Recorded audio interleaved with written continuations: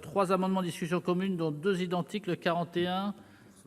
Madame Apourceau-Poly. Oui, merci Monsieur le Président. Donc, comme le souligne la Confédération paysanne, cet alinéa restreint l'utilisation des calamités agricoles à la notion de bien et donc exclusivement aux pertes de fonds, c'est-à-dire les équipements. Et nous pourrions donc prendre pour exemple le matériel détruit par un aléa climatique. Cet alinéa supprime donc l'indemnisation par les calamités agricoles des pertes de récolte qui concernent des risques non assurables.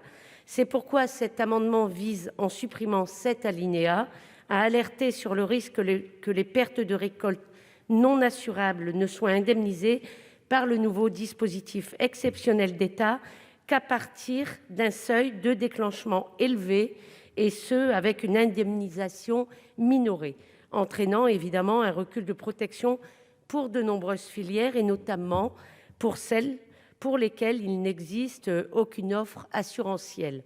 Le secteur, comme par exemple l'apiculture, l'arboriculture, le maraîchage diversifié, ne sont pas ou difficilement assurables, car ils n'intéressent finalement pas les assureurs.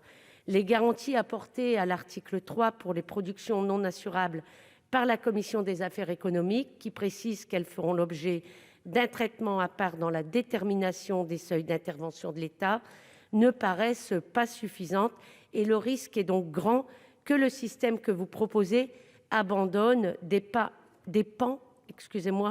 entiers de l'agriculture française.